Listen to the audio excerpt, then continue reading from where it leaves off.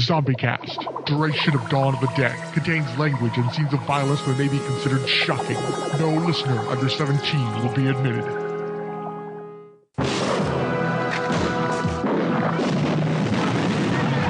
This situation must be controlled before it's too late. It is too late. They are multiplying too rapidly. Run if you can, but there's no escaping the zombies. George Romero brings you face to face with the dawn of the dead. And there's no more room in hell. The dead will walk the earth. Zombies, Certificate X.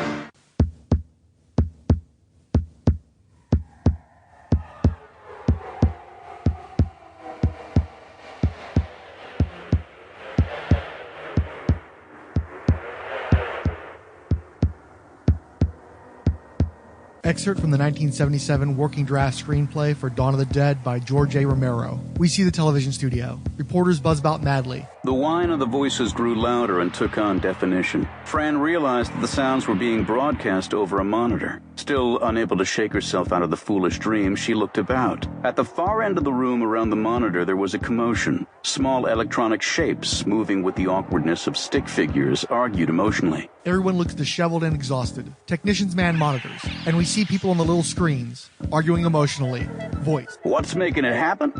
What the hell difference does it make what's making it happen? Voice. Yes, but that's... Voice. That's a whole other study. Berman cut in. They're trying... Voice. But if we knew that, we could... Dr. Foster moved toward the edge of his chair and gestured with the middle finger of his right hand.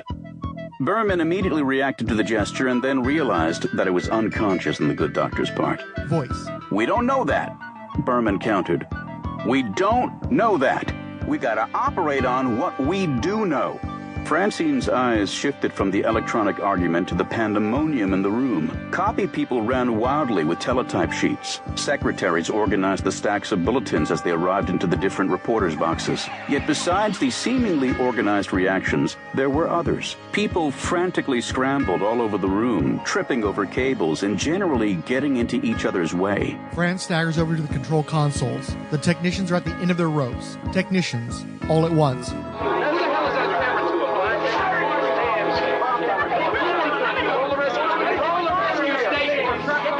Report that half those stations have been knocked out. Give me another list. Sure, I'll just pull it out of my ass, right? Fran focuses on the monitors. She's incredulous, stunned by the madness which surrounds her. She realizes the hopelessness of the situation as she zeroes in on the televised conversation. We begin to listen over the din of the newsroom. TV Man 1. I don't believe that, Doctor, and I don't believe... TV Man 2. You believe the dead are returning to life? TV Man 1. I'm not... TV Man 2. You believe the dead are returning to life and attacking the living? TV Man 1. I'm not so sure what to believe, Doctor. Suddenly we cut out into the studio, and we see the argument as it is being shot. TV Man 1 continued. All we get is what you people tell us, and it's hard enough to believe without... It's fact. TV Man 1. Hard enough to believe without you coming in here and telling us that we have to forget all human dignity. Human dignity? Forget all human dignity. TV Man 2. You're not running a talk show here, Mr. Berman. You can forget pitching an audience the moral bullshit they want to hear. TV Man 1. You're talking about abandoning every human code of behavior. And there's a lot of us who aren't ready for that, Dr. Foster. A great cry of assent goes up from the studio floor. Dr. Foster is flustered and frustrated. The stagehands and cameramen are all screaming at him, swearing and ridiculing. We notice police guards, armed, at the studio doors. They control the traffic in and out of the big room. The furor of the crowd of stagehands and cameramen grew to a fever pitch. The doctor's glasses were now sliding halfway down his nose, and he was frustrated at the abominable pomposity of the talk show host and also flustered by the apparent agreement of the audience and crew. Stagehands and cameramen left their posts and came at him with clenched fists, swearing and calling him names. Police guards tried to control the melee inside the studio and to prevent people from storming in from the hallway. Back at the control panel, Fran stares at the screens. Confusion still reigns. Man. On the emergency. Fran pulls herself away from the monitors as the argument rages on screen. She fights through the heavy traffic and reaches Charlie, a harassed typist who holds the receiver of an emergency radio unit under his chin. Charlie, into receiver. Say again? I can't hear you. Fran. Fran leaves through sheets of paper on Charlie's desk. He writes notes as he listens on the receiver, and he speaks to the woman, Charlie. half of those are inoperative as of now. Charlie, these are rescue stations. We can't send people to inoperative rescue stations. We've had old information on the air for the last 12 hours. Charlie makes more notes and hands them to Fran. Still listening on the receiver, he speaks to the woman again. Charlie. Doing what I can. These are definite as of now. Skip and Dusty are on the radio, too. Good luck. Fran snatches up the sheets and moves across the room. Let's return to the first minute of Dawn to talk a bit more about the varied music between the three edits of the film. The early con cut does not have music after the opening notes, and the altered cues do not play on the nerves as in the theatrical cut. The overall tone is more muted, with the fervor at the WGON television station building tension unaccompanied for about half a minute. Paul Immel's Cosmogony Part 1 plays, but it's a different and less effective portion of the piece, and goes out again during the talk show segments before returning. It still works, but the temperature goes down a degree or two in the con cut. The US theatrical cut starts with a snippet of Goblin Zombi, the Living Dead's voices, before progressing to their thump-thump, thump-thump, thump-thump beating heart bass of L'Alba Dei Morti Viventi, alternate take, which tells the audience straight away that this is a horror film not to be trifled with. The mere presence of L'Alba Dei Morti Viventi at the opening makes it a more effective horror film than most, and announces Dawn as a classic for the ages. The usage is subtle, mostly just the bass, and incidental haunted house music is laid over it. Under most circumstances, this would mar the score, but the dueling tracks add to the cacophony at the station, heightening it, keeping the full impact of L'Alba Dei Morti Viventi in check until the deeper terrors to come manifest. The thumping never leaves, as though we're hearing the talking heads in the studio from within their excited chest cavities, or at least feeling the blood pounding in our own ears in the stress they're eliciting in the studio. The literal translation of the song title is The Dawn of the Living Dead, which is also the Italian title used for the 2004 remake of Dawn, which of course was simply titled Zombie in Argento's 1978 cut. Speaking of which, the Argento cut holds for 9 seconds of static silence on the red wall-to-wall carpeting before announcing its title with the full-throated L'Alba Dei Morti Viventi, not the alternate take. I would argue that this is the least effective opening, as the music seems largely divorced from the movie, especially the dialogue and murmur. It feels arch and lazily applied. The European cut gives us a shot of Molly McCloskey leaning into the office doorway for an exhausted, "Hey, it's my turn with the coat," instead of the awkward rush dubbing from Romero's versions. Argento also offers the clearest audio isolation for key pieces of dialogue, rather than Romero's often challenging Altman-esque layers of overdubbing. Given Argento's emphasis on rapid pacing, it's interesting that this clarity causes paralleled footage to feel slightly slower here so that you can catch everything on the first pass. An entirely appropriate techno-industrial cover of L'Alba Dei Morti Viventi was released by Switzerland native Roger Roeder on his final album, Sightseeing Bazaar, in 2012. It was released on CD by the German label Ant Zen and featured Mario Janzer on organ.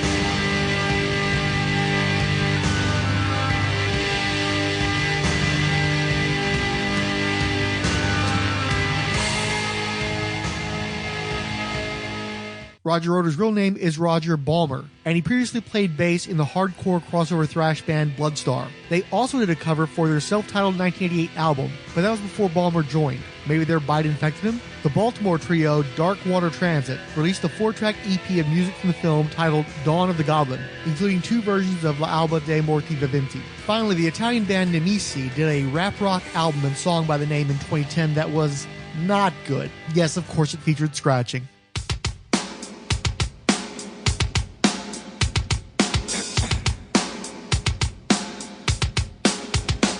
Guardati nello specchio, il mostro che vede il tuo riflesso. Ma non ti chiedere come cazzo è successo. Siamo tutti diventati zombie. Siamo morti venendo morti. Venendo morsi è successo un po' di tempo fa, quando chi cambiava canale era al telecomando. Lo stesso momento in cui quando ci siamo arresi era decide qualcun altro. E i vampiri chiusi in banca succhiano interessi. Diavoli al governo creano apocalissi. E tu ti chiedi di chi è il sangue che è addosso. Ma non ricordi chi è morso. Questa qui è l'alba dei morti viventi. Riaprono in vecchia sono gli stringidenti. È l'alba dei morti viventi.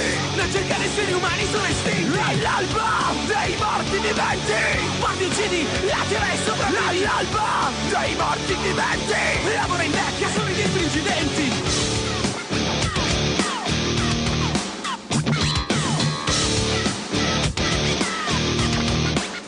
passing over the credits, which are dispensed with rapidly in the Argento cut, we see that Dario Argento receives a script consultant credit, and of course Tom Savini for makeup and cosmetic special effects. We'll have plenty of time for them later. Makeup assistants were Nancy Allen and Jeannie Jeffries, the latter of whom will be a featured zombie. I couldn't turn up much on Nancy Allen, certainly not helped by her sharing a name with the notable actress from the RoboCop series. Of all the random things to uncover, the website Homepage of the Dead offered a competition to win a processed paycheck from Laurel Tape and Film Incorporated to Josie Caruso, a set decorator and costume designer on Dawn of the Dead. The check was for $750 and paid on February 10th, 1978, the same day as issued. It was signed by George Romero and Vince Cervinsky, the business manager and the posse member who killed the final person in Night of the Living Dead. Similar checks have turned up at auction, with another $500 paid out to Caruso, $975.99 paid to Wicks Furniture, and $125 to Your Father's Mustache. Did he give someone a ride?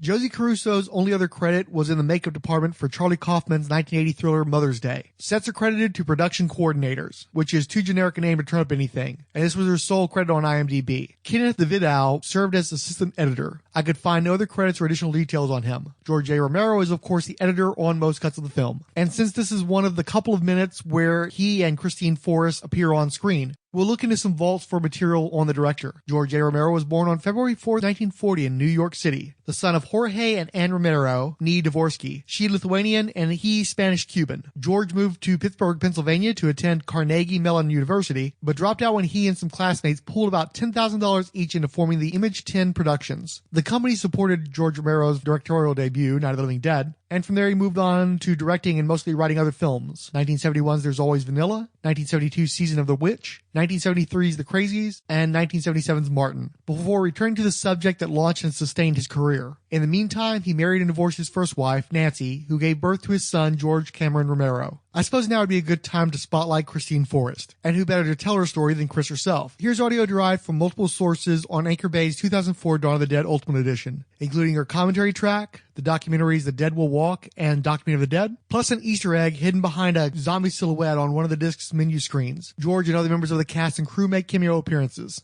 Hi, this is Perry Martin. I'm the DVD producer for Anchor Bay. Sit back and buckle your seatbelt. We're about to watch Dawn of the Dead. Dun, dun, dun, dun. That's George. Hi, George. There's George. Beard, mustache. This is George Romero. Brown hair, not gray. And Chris. Chris Romero. Hi. Chris is George's wife. Yeah. By the way, in case you didn't know. Yeah, and I went to college with Chris. We were in the theater department together. At Rollins. Right. George, here's your cameo. Oh, yeah, there's George. With his lucky scarf. And soon, that's We're me. going to see Chris. There she is. Looking frustrated right now. Now, you guys met on Martin, correct? Well, we met before Martin, but that was our first thing we did together, and Dawn was the second. Were you married by the time you made this picture? No. By the time we made Dawn, yeah. No, we weren't, George. No, we weren't. That's right. We were not. We didn't get married till after Night Riders. We were together. I see. Okay, when's your anniversary? August 23rd, 1980. It was Night Riders. I had graduated college and was pursuing an acting career in New York. My best friend from Pittsburgh, from high school days, her husband was working for George. And George was going to shoot a little movie called Jack's Wife. And he needed a house with a lot of doors. So Pam tells Gary, oh, Chris's house has a lot of doors. So they went out and scouted my parents' house and used the house. And it was the house I grew up in. And so George became friends with my mom and dad, who were, they were these kind of people that love the theater and just love film people. And, so they would cook for them. They hung out and watched all the shooting and would cook every night. And, of course, my mother is busy saying, now, George, my daughter is pursuing acting in New York, and you really should take a look at her. And so when I'd come home for Christmas vacation, she would say, now, you go down and see that George Romero. So I had gone down. And actually, I think about this, and I die 1,000 deaths. I was trying to put together a voiceover tape to do, voiceover commercials. So I wrote up some little fake commercials, and my brother, Cliff, was my sound effects guy. And, I had a scene when he was playing the bongos, and it was supposed to be an African thing. So I go down there, and I said, George, Mom says that you have a little studio. Do you think you could help me record these things? So he said, of course. So he goes in, and Mike Gornick goes in, and the two of them do all this work in their studio to help me produce these things. I think back on that tape. They were so nice to me. And it was so awful and ridiculous. So that's how I first met George. And then I would come home a couple times. Well, when I'd come home to see my family, my mother always said, now go see George. And I always go down and see George. One of the times I went down, he said, now, Chris, I'm raising some money and I'm going to try to write this movie that takes place in Pittsburgh, and I think I'll have a part for you. Saying that to a young actress, who's up in New York dying and trying, I was, really? So again, another 6 months go by, and one night the phone rings in New York at my apartment. It was George. He said, I'm in New York on business, and I just wanted to know if you wanted to get together. I said, well, I'm working tonight. And I had a job at a place called Lady Astor's, a theater restaurant bar down right across from the Public Theater. And he said, well, I could come down and wait for you. I said, sure. And after I hung up the phone, I said, why does he want to come down and wait for me? I mean, I don't know. I was taken back by that a little bit. He went down and hung out at that bar for like 4 hours while waiting for me to get off work. And at the end of that, told me he'd split up with his wife and would I ever go out with him. And I said, oh, okay. Then he left. I didn't hear from him again for a couple months. And he came back and he said, well, we're officially separated and I've just written a script and I have a role for you. That was Martin. So that summer we worked on the film and fell in love. That was it. We've been together since. That was 1976. He really fell in love with my parents before he even got to know me. So it's cool. And it was so romantic. Can you imagine being newly in love with this director that wrote a part for you? Oh, we had so much fun. It was great. By the way, Jack's Wife was the working title for 1972's Season of the Witch, and Christine's parents both appear as zombies later in Dawn. Chris herself played multiple roles in Dawn of the Dead, including the TV producer at WGON, Elf Biker Chick, and perhaps most memorably, the monotonal recorded Monroeville Mall announcer. She met Stephen King on the set of Creepshow, and he named the killer car in his book, Christine, after her. Perhaps her most memorable role was in Monkey Shines. George did write that role for me, and then there was I really didn't think I was going to get to play it.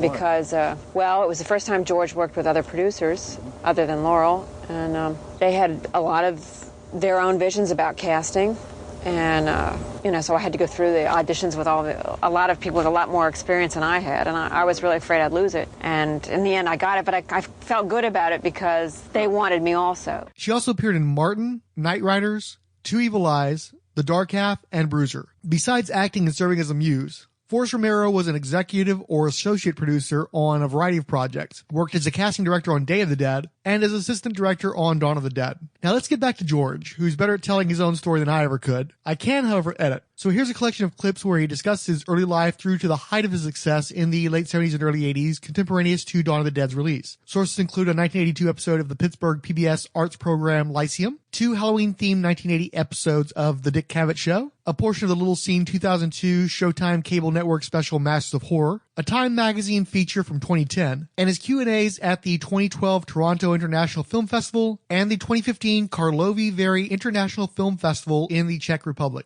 Guess who's coming to dinner? All your neighbors. And you're the main course. Zombies. Flesh-eating, gut-munching, garden-variety zombies. No matter how many times you kill them, they keep coming back for more, don't you? More than any other master, George A. Romero used these flesh-eaters as the genesis for bringing horror closer to home and gave it a face we all recognize. Ourselves.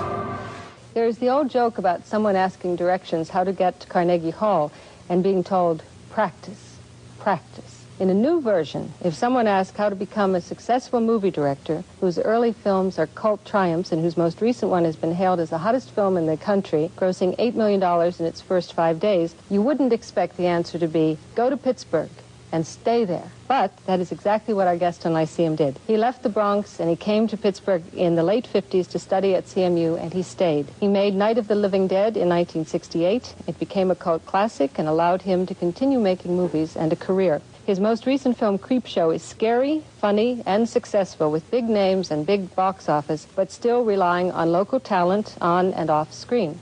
There's no guessing game involved. He is George Romero. Why were you laughing as you watched that? Part of the experience is to laugh, I think. It's very hard to take horror seriously. That's been my attitude towards it all along. Most of my films, there are some scary sequences in Night of the Living Dead. But there are also some things that are really played for laughs, cornball dialogue and all that. And Dawn of the Dead and some of the things that I did later are really overtly funny. I mean, they're just, in fact, Dawn of the Dead is slapstick. I consider it to be slapstick humor. I think that really is part of the experience. People that love the genre, people that are really into horror, will sit around and tell each other, but I saw this movie, man, and you know what happened? And they're laughing all the way, you know, and I'm laughing all the way when we're making one of these. To me, it's a lot of fun. It's a roller coaster. It's like an amusement park ride. It's like a laugh in the dark, which is fun, and it's meant to be fun. And at its root somewhere is that kind of fun. I was pretty susceptible, but I in addition to the boogeyman outside the window, I was susceptible to war scares. I remember propaganda comic books and things like that scared the hell out of me. And I remember John Cameron Swayze announcing that the Russians had the bomb. You know, when I was first watching The Tube, those were the things that got to me. And I remember the bombers flying over the Bronx where I grew up, and blackouts and things like that. Yes. And those scared the hell out of me, inordinately, I think. Well, these comic books had people bursting into homes and terrorizing the kids and eventually shooting everybody in the place while Dad was off at work. Those things scared the hell out of me, which is maybe why, at least with my zombie films, a kind of a socio-political underbelly in them. You know, in other words, I don't know if I find it necessarily frivolous to just go out and be scared. I don't really. I was prompted to go read the H.G. Wells version of War of the Worlds after seeing the movie. The description in Wells, which of course the Wells was at first disappointing because it was nothing like the movie, but then I started to get into that, and the description of the aliens in that was the first thing that really scared me on the printed page. Under the blankets, I was always reading EC comic books, Tales from the Crypt, and those EC books that were eventually forbidden or banned by, I don't know who, the Comics Code, I guess. I always loved that stuff, and I always thought it was pretty moral. You know, all the stories had little morals. The bad guys got punished, and the good guys sort of not always survived, but if they didn't, it was because of a slip, an accident of some kind. And I just thought it was terrific. I used to revel in it. I used to giggle at it. You know, I used to giggle under the covers. Basically, what I saw when I was 12 was this terrible, you know, all this anti-nuclear 50-foot woman stuff and all those don't mess with Mother Nature, even though, you know, this was long after, you know, Frankenstein is a don't mess with Mother Nature story. They did Universal reissued right at that time when I think I was around 12 or 13, Frankenstein and Dracula on a double bill, big screen, beautiful prints.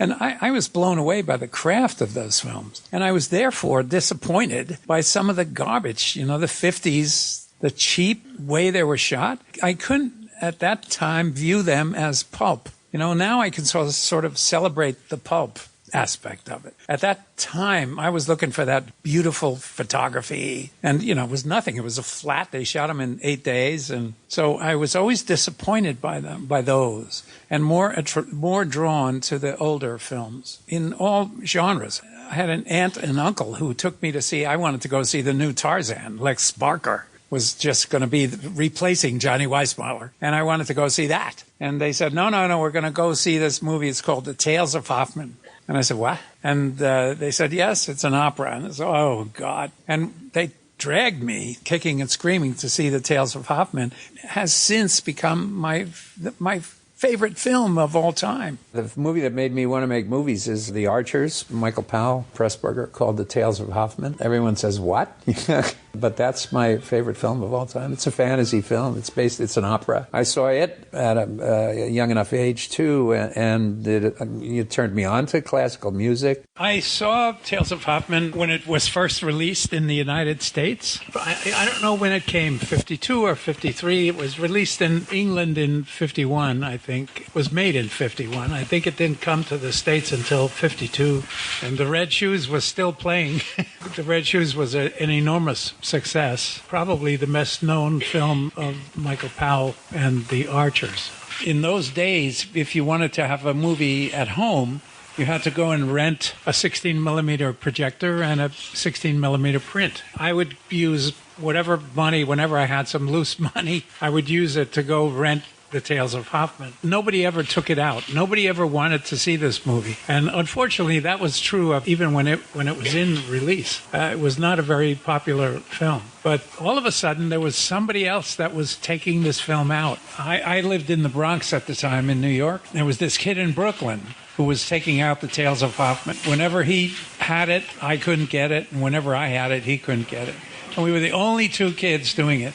And it turned out that was Martin Scorsese. And Scorsese has since been a real fan and has championed Michael Powell and The Archers all his career. I could also see he did it on a very low budget, and you could see how he was doing some of it. You could see how the effects were done. It was transparent, and it made it accessible and made me think about the process of making film, and made me believe that maybe it was reachable. The Archers movies are amazing. Yeah. I think I've only discovered them over the past year or so, but I've seen I Know Where I'm Going, The Red Shoes, Canterbury Tales, Black Narcissus. Black Narcissus, yeah. Yeah, I mean, Colonel Blimp is you need to see those in the theater too. The colors are so lush. Unbelievable. On so many It's the old Technicolor, process, 3-color dye process. Fabulous. At the same age, if I had seen something like Jurassic Park, I would have just puzzled over it and forget about it. But I could see through it. I could actually see into the process. That's really what made me think that maybe I could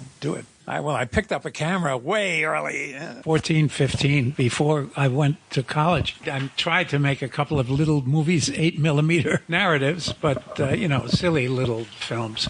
I got arrested in the development where I lived in a MetLife development in the Bronx called Parkchester. And I wanted to make a movie called The Man from the Meteor. And I shot this movie, and I had to throw a flaming dummy off the roof. Essential, it's production value. It was a small dummy. But anyway, I got arrested by the Parkchester police for doing that.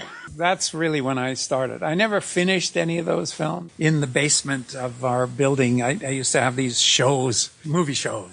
And you could rent, in those days, prints. Every major city had these libraries, audiovisual places that would have stock prints. And I used to rent projectors. I'd use all my allowance money to rent a projector, rent a movie. I rented Tales of Hoffman several times. I rented North by Northwest several times. Citizen Kane. I mean, all the movies that I grew to love, I would save my money and rent them. They were relatively inexpensive. And I would show then. I would have these screenings. And, I felt like Cecil DeMille, man, for friends and family. Why did you, once you came to Pittsburgh, I can understand that, you came to CMU to study, but why did you stay here to make movies? I liked it here, first of all. It's funny, when I was in school, I never thought of making movies as a career.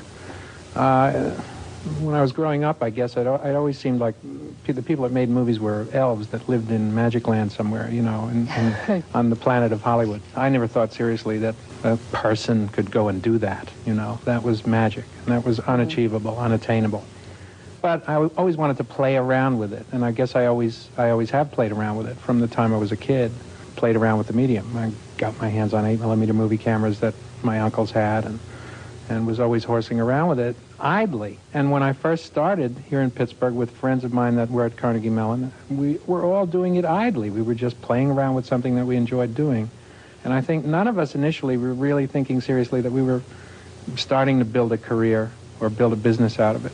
And a couple of years later, we set up, in fact, a company to do commercials and industrial films and like that here in Pittsburgh. Because this is a big corporate market, we got some jobs. There were advertising agencies here, and it was kind of being in the right place at the right time. It was right when people stopped shooting live television commercials, pouring beer between the innings of the ball game and like that. Yeah. And film was, at that time, just beginning to be used as a medium for creative expression in that form, in the form of television commercials and political campaigns and whatever else you can do with film on television. That's not the feature program material. And that's really how we started. I recently read that your career first began in Pittsburgh at WQED with TV pioneer Fred Rogers of Mr. Rogers' Neighborhood. Yeah. What was that like? He's an icon. All of us, everyone that I know who is still working in media of any kind today, Fred gave us all our start. It was my first job as a director, as a shooter and director. Do you know if he ever watched your movies? He did. He did? He watched. What was his reaction? He watched Night of the Living Dead and Dawn of the Dead.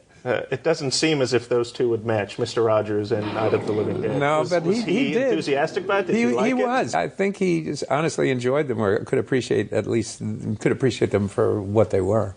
He's just a very supportive guy. He was great. Then when I went to college in Pennsylvania at Carnegie Mellon. I met people who were also interested in film. And we got together and formed a commercial production company. At that time, there was still no such thing as videotape. Everything was on film. The news was on film. There were 3 film labs in Pittsburgh, film laboratories that were processing 8, 16, 35 millimeter. And so I would just go down to those laboratories and hang out with these guys. And that's where I sort of learned how to use the pencil, so to speak. We started this little production company to make beer commercials and industrial films. And we were successful. And we managed to buy more equipment and audio equipment and lighting equipment. We all wanted to make a film. That's really was the birth of Night of the Living Dead. We were able to shoot that film. Originally, we set out to make this a very high-minded, almost Bergman-esque kind of film, which was not my vote, but this was a democracy. I wrote a screenplay for a small film, a sort of coming-of-age movie, 2 teenagers finding what life was about. We could never sell tickets to that movie. I mean, to investors who would actually pony up a few bucks. Nobody was interested in that. So we said, okay, well, let's make something commercial. But I didn't want to just make something which was just purely entertainment. I guess I was sort of loosely inspired by a novel called I Am Legend, a Richard Matheson novel. That novel takes place, the world has been taken over by vampires when there's only one human left. That film's been made several times, badly. There's one fairly good, the very first time it was made, I thought it was a pretty good Vincent Price version called The Last Man on Earth. So we decided to do a horror thing.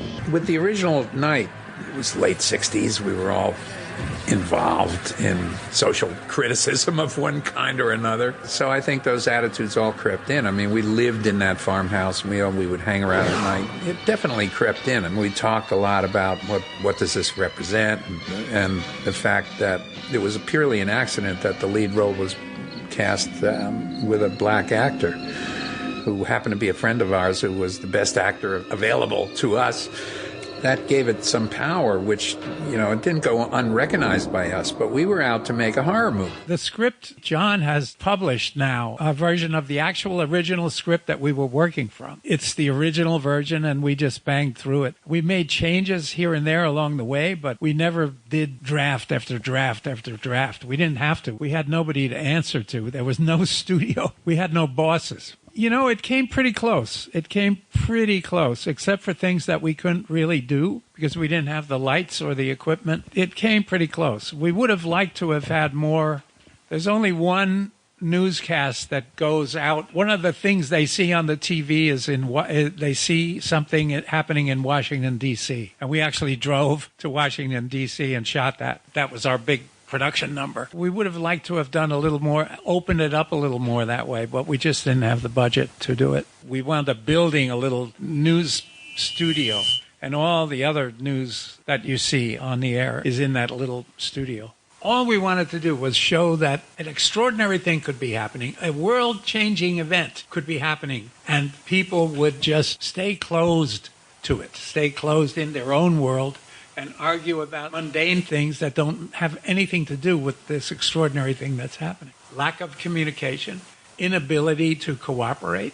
So, in a very broad sense, that's what it was about. And because of developing relationships with Pittsburghers, technicians in Pittsburgh, labs in Pittsburgh, and things like that, and having friends here that were all working together toward the same goal, we stayed. And we made Night of the Living Dead as a bunch of friends who got together to try to make a feature-length movie. And it was just circumstance and luck that it went out, number one, and got distributed, and number two, that it was successful. Because it was successful, really, immediately. And, in fact, the only money that it ever returned was in its first 8 or 9 months of release, when it went out into neighborhood theaters and drive-ins across the country. And then all of the other stuff that happened to it, its afterlife, and when the critics discovered it and all that, really has not meant anything financially. But it's meant a lot in terms of people recognizing who you are. Yeah, it has done that. I mean, there's no question that that's been the biggest single break. I mean, everyone says that you have to have that break, and Night of the Living Dead was really that break for me. Roger Ebert, if people don't know this, wrote a scathing article about Night of the Living Dead. According to his article, he went to see it at a matinee, which was for children. Now, first of all, I don't know why Roger Ebert would have gone to a matinee for children. He claimed that children were running, screaming from the theater. This article was picked up. It was republished in the Reader's Digest. It became a cause célèbre. And Night of the Living Dead, there were 3 films. Night of the Living Dead, I forget the other 2. The Chase, I think, was one of them. There were 3 films that were the bad boy movies right at that time. People were campaigning for some sort of control, which wound up being the MPAA, the ratings board, which is a farce. But anyway, that's what resulted from that. Anyway, Roger Ebert then went on to write Beyond the Valley of the Dolls. Then he actually sponsored Dawn of the Dead into a couple of film festivals. We became sort of friends, and he basically apologized for his initial reaction. It cost us around $114,000 in cash to make it. And we still owed, I don't know, $60,000 to suppliers, the laboratories and all of that. We wound up paying that off, and it returned about $700,000. So we thought, wow, this is unbelievable. And to this day, it's the greatest return I've ever had on a movie.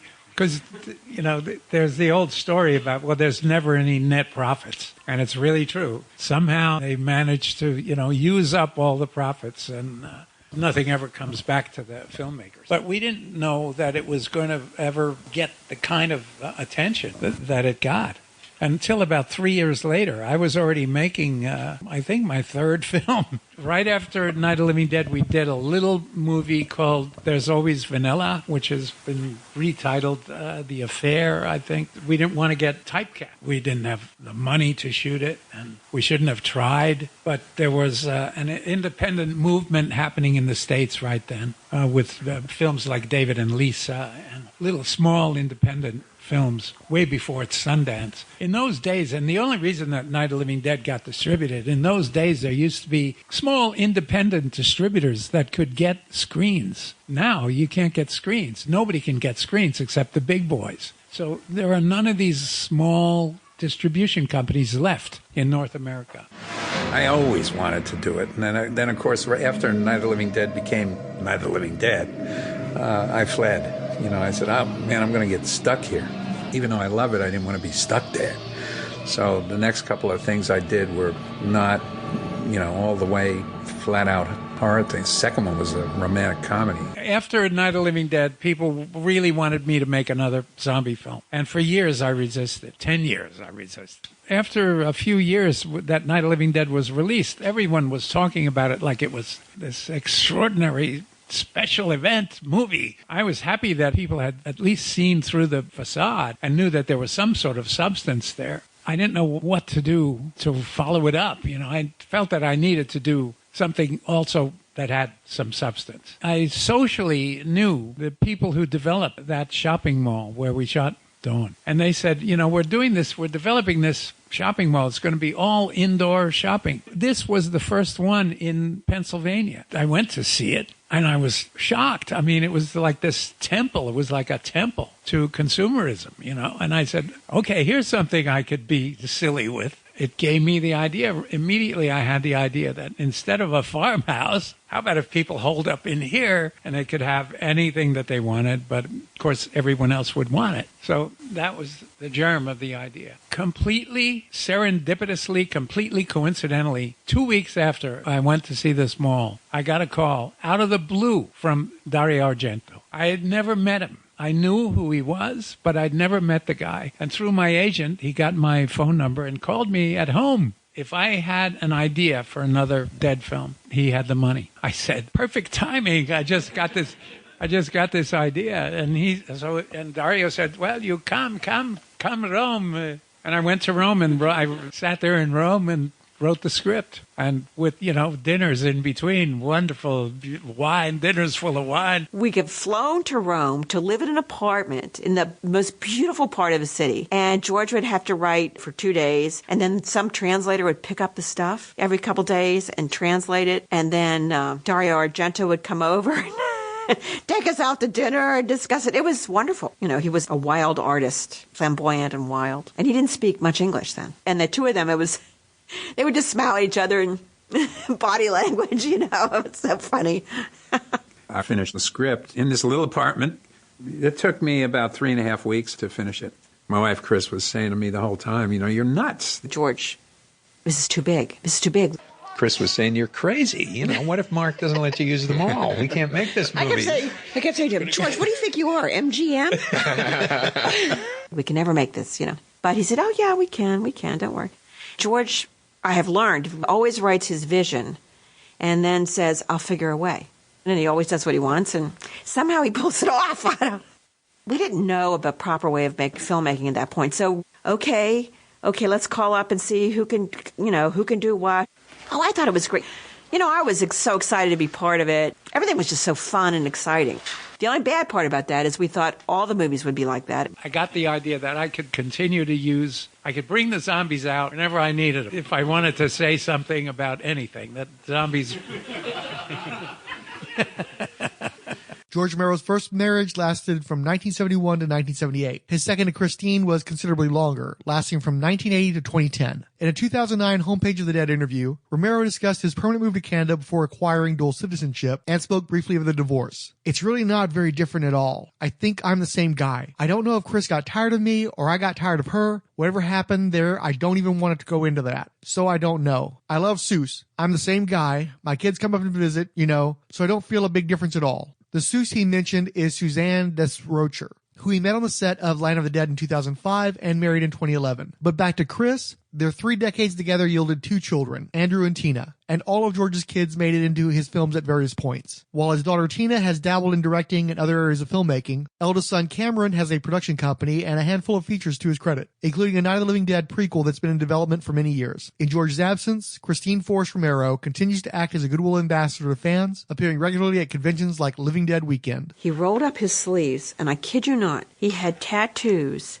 all over him. He pulled up his shirt, showed on his chest, of every character from George's movies. It blows you away. I think it's nice for George. I think it's really nice that he has those fans. Ahoy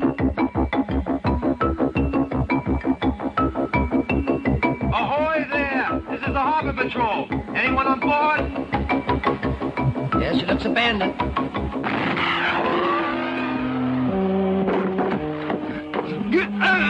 One more step and I'm gonna blast you. Now freeze where you are!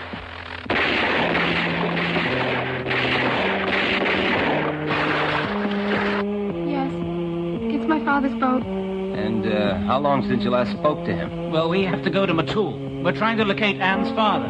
She hasn't heard from him for some time. That's not a cool place to hit. I'm going to tell everyone that you're the one who's crazy. A demented, cruel, evil son.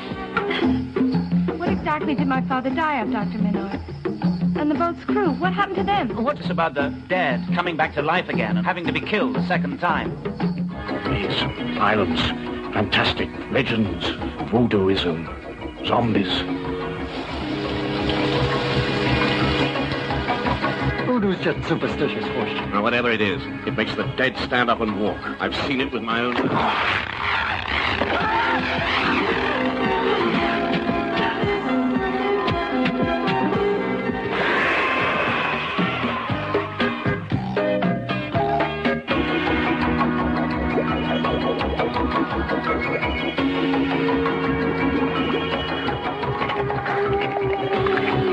My father always said, when the earth spit out the dead, they will come back to suck the blood from the living. I'm so scared we're not going to make it off this island.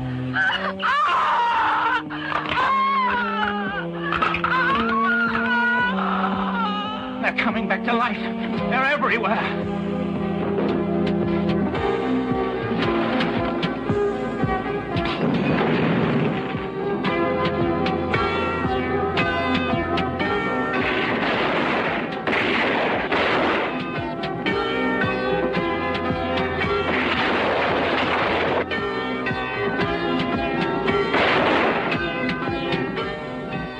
whatever it is, it makes the dead stand up and walk.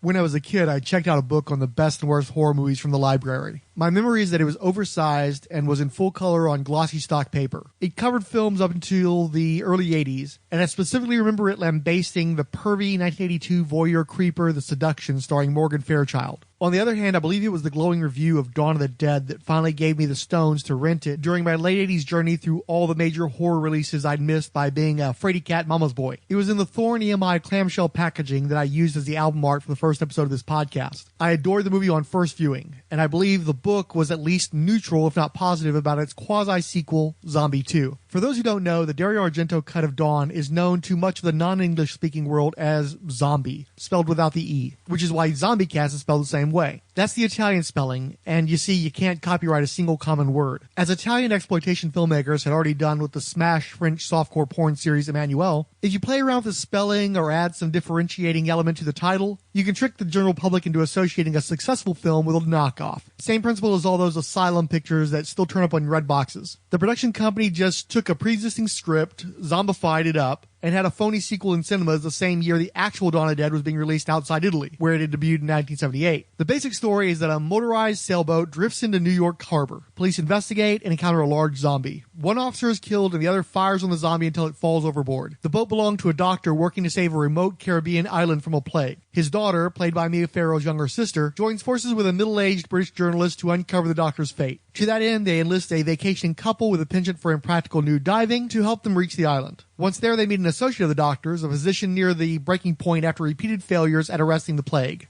Given the context, you've probably figured out that this will all end with a hybrid of Romero's flesh-eating undead and the original voodoo zombies sweeping the island. I remember looking at the VHS box for Zombie 2 for a long time before finally daring to rent it. From a distance, it had one of the most gruesome covers on the shelves. But close up, the effects didn't seem to hold up. Zombie 2 has some undeniably iconic film moments, like the excruciatingly slow collision of an eyeball and a jagged wooden plank, or the underwater zombie chasing the topless diver during a shark attack. Yes, you heard that right. Devised by Ugo Tucci and shot by Gianetto De Rossi off Isla Muertes in the Gulf of Mexico, a trainer in full zombie makeup wrestled an actual shark. This being an Italian exploitation movie, I wouldn't be surprised if he actually bit the shark and drew blood as depicted in the movie. We've all heard the stories about cannibal holocaust after all. Director Lucio Fulci is a luminary in the early zombie canon, and the work of cinematographer Sergio Salvati isn't hard on the eyes. But Zombie 2 reminds me of 20th century superhero movies. When there weren't that many, and most were wretched, we were terribly precious about the ones we had. The zombie and superhero genre both exploded in the 21st century, with a near unparalleled level of accomplishment in comparison to their forebears. With its lousy script, cardboard acting, flimsy sets, and mostly silly, unimpressive effects, Zombie 2 is exactly the sort of movie an enterprising production company could be remaking to improve upon the original. In a just universe, Zombie 3 would have had an ocean full of undead sea life attacking the mainland like Jaws of piranha crossed with a T-virus. That's where you put your CGI dollars, instead of the army ants from World War Z. I never liked Zombie 2, and it's not even bad enough to be a drinking game, but it is slow-paced enough to inspire several Sunday afternoon naps while I caught it recently. However, that book on horror movies did mention Zombie 2 borrowing the unused ending to Hitchcock's The Birds, and that's the last iconic moment offered here, which is spoiled by the goddamn poster art in the most recent releases. Come on! Oh, and happy 67th birthday to Tisa Farrow this past Monday.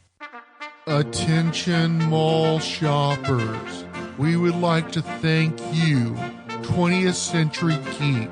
After Forever, June 3rd through 5th, 1989 graphic novel. Afterburn 739 podcast. Ann Labs. Blood and Gore. Chris Thompson. Chronicles podcast. The Cinnabud podcast. Comic to Comic. Cult Movie Network. Dan and Cody podcast. Dennis Haggerty. Dr. Lex Dracos. Edme Melendez, El Romero Mero, Fire Source, Geek Vibes Nation Galaxy Con Raleigh, Geek Vibes News, The Geekly, Girls Gone Geek the Show, Good Times, Great Movies, Grave Girls Podcast, Paul Hicks, Hoppy Pods, Illegal Machine, Into the Weird, Iowa's Joe Crawford, Kevin Dodgy, Cool World, King Dinosaur, Just in Time with the JNT Baggers, Justice's First Dawn, Keith G. Baker, Killer Kitsch, Mark James, The Mess Hall Podcast, Earth 2 Michael, Odell Abner Dracula, Pedro Cabazuelo, Perturbed Renderings, The Quipster Film Review Podcast, Radio versus the Martians, Randy Caldwell, Richard G., Ryan Daly, Schloctopus Inc., Siskoid, The Strange, Stuart John McCoon, Hawk Nerdy to Me, Tim Mason, Trailer Junkies Podcast, Wait What? And We Could Survive That. Randy Caldwell writes, Holy hypocrite, I was about to say pass, I don't do zombies, but I'm currently watching #iZombie. Odell Abner Dracula followed, I will accept Laird Caldwell's unused portion of zombies. This is a free, not-for-profit podcast.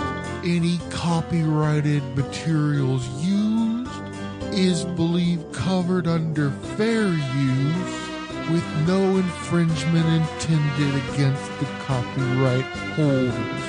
If you've got a sweet tooth, contact us through Twitter, Facebook, or one of our blogs, and know that everyone's welcome at Monroeville Mall.